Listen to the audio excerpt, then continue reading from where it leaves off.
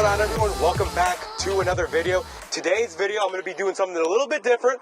We're going to start a new series on our channel where we're going to start reviewing some of the cars that I've driven and that I've owned. So this is my 1994 Chevrolet Corvette, and in today's video, guys, I'm going to be telling you some things that I like about this car, some things that I don't really like. I'm going to be comparing it to some of the older versions of the C4 Corvette, and I'm going to be telling you guys some things that are like some problem issues on these cars that I've experienced. This is my second Corvette that I've owned of this generation, and I'll let you guys know some things to look out for when you're looking to buy one of these cars. So let's start up by looking under the hood. We'll fire this engine up.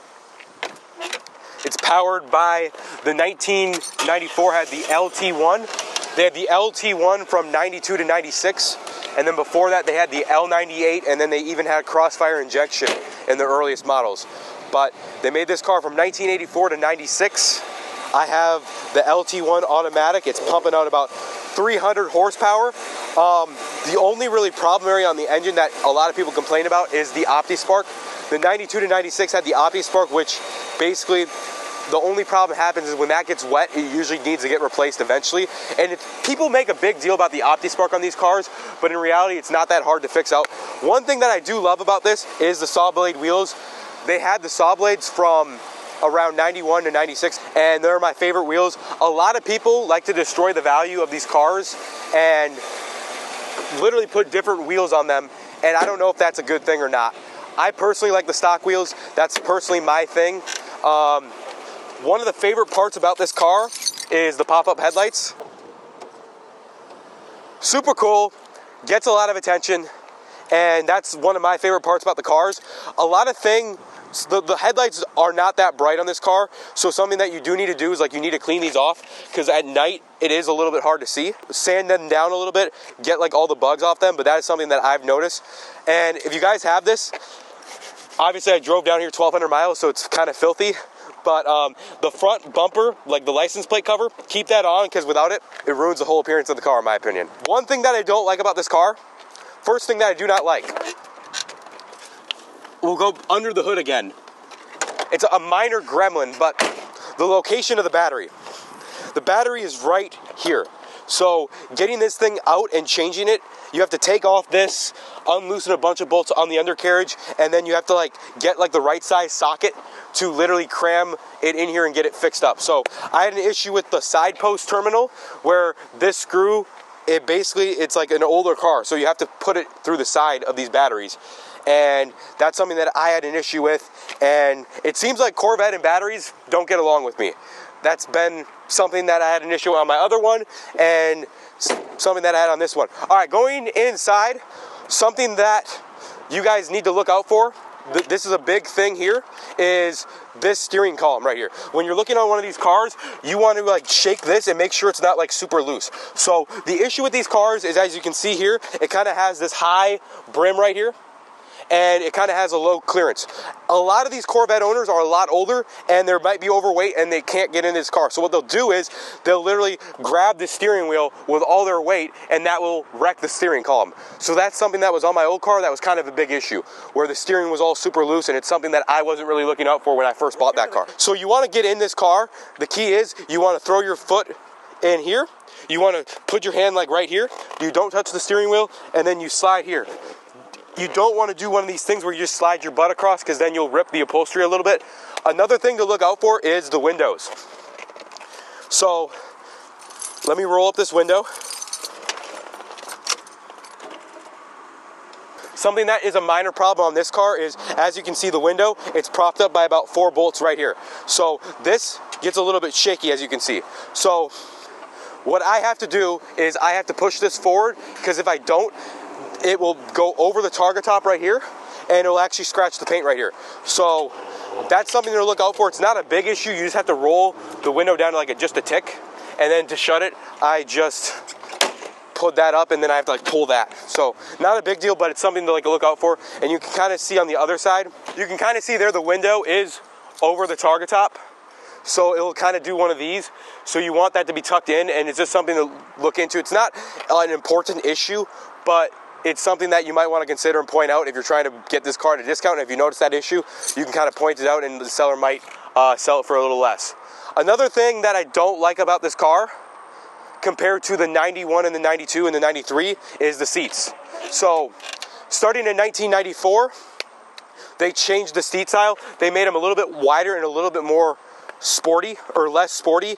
So the other ones had like bucket seats where they were a lot tighter, and it just felt like you were more in the driving experience with that kind of car. Another thing that changed in 1994 with these cars is they got rid of the glove box. So in all the other Corvettes, the 91, when they got to this new interior style, they basically had a center console or a glove box so you could put all your keys or whatever, and basically you don't have any storage now, because in 1994 basically the US, they required their airbag regulations changed, and they had to have more safety. A common misconception is that these cars have no storage space. I shoved a lot of crap in here. I got a whole suitcase, I got a bag, I got another bag, I got food and crap, and if you remove this, show you right here, this actually lifts up.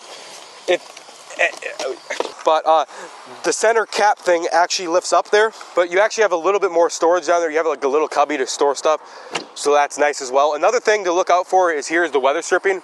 So a lot of times this stuff will get old and ripped up, so it's important here and important here. So you kind of want to make sure that that's in good condition, because if it's not sticking or if it's kind of ripped up, you will get water into the car. And another thing that I do like is I like the glass tops a lot better.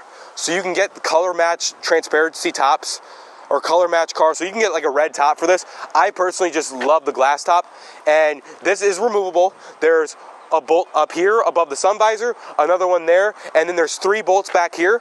You want to do the big one in the middle, but you just remove those 4 bolts, and you can get a special torque wrench for removing that. Overall, my final takeaways: the C4 Corvette, it does have some issues. It's hard to get into.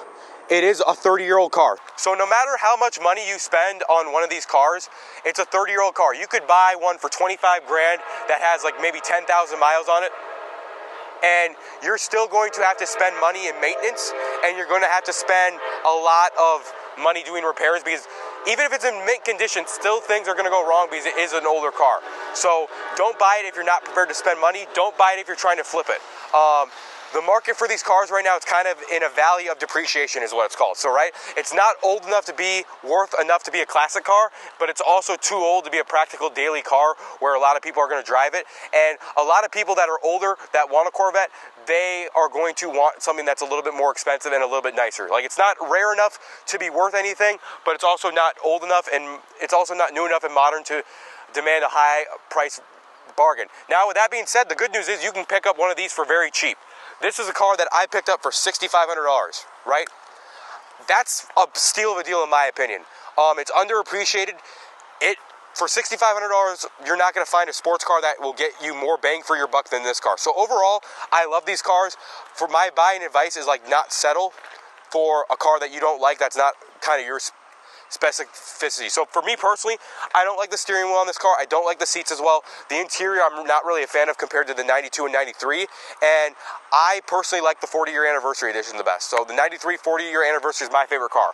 So the next one I buy is going to be a 93 40-year anniversary. If you want an automatic, don't buy a manual. If you want some sort of special edition, these cars aren't rare yet where you can kind of be picky and kind of have a checklist, because these cars aren't investments. And don't buy it if you don't actually want it and if you're actually like looking to flip. But overall, I think the best years are the 92 to 96s. They kind of got better every single year. If you're looking for the manuals, the LT4 1996 is probably the best car. But me personally, I like the 93 the best. That's my favorite year. But comment down below if you have bought in a Corvette and what you like about this car. Is it underrated? I think it's the best bargain sports car of all time. I'm biased because I've had 2 of them, but for $6,500, you can't get much more car than this, in my opinion. It turns a lot of heads, it goes fast, it looks nice, and it's a hell of a lot of fun to drive. It's literally like the last Corvette that feels like you're driving a go-kart with a 500 horsepower engine. It's only 300 horsepower, but it's so sleek, it's nimble, it has like a super rough suspension. This is actually a ZR1, so the suspension's like extra firm, but it's super fun, and I totally think you should buy one if you have the opportunity to, if it's your thing. But next video, we're going to be reviewing a BMW, a 2015 BMW 328i, I think. That's what it's called. We already filmed that video, and that'll be after this one, but that'll be the next car review that I did. Stay tuned, guys. Signing out. I'll catch you all in the next video.